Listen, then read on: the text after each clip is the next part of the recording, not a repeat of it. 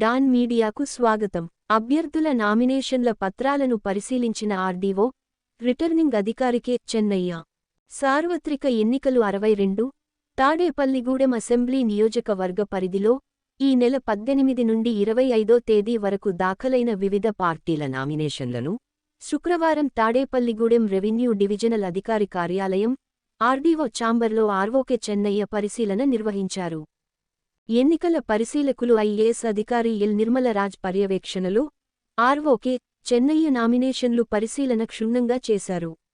Nomination పత్రాలు పరిశీలన అనంతరం ఈ నెల 18 నుండి 25వ తేదీ వరకు జరిగిన నామినేషన్ల ప్రక్రియలో 62, తాడేపల్లిగూడెం అసెంబ్లీ నియోజకవర్గానికి 20 మంది అభ్యర్థులు నామినేషన్ దాఖలు చేయగా, నామినేషన్ల పరిశీలనలో సహేతుకమైన పత్రములు సమర్పించనందున 7 మంది అభ్యర్థులను తిరస్కరించడం జరిగిందన్నారు.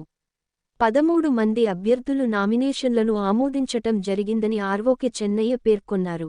నామినేషన్ పత్రాలు పరిశీలనలో అసిస్టెంటు రిటర్నింగ్ అధికారి B. Muralikrishna, deputy tahsildar S. Shivashankar, senior assistant CH. Srinivas, గుర్తింపు పొందిన ప్రధాన పార్టీల అభ్యర్థులు, స్వతంత్ర అభ్యర్థులు తదితరులు పాల్గొన్నారు.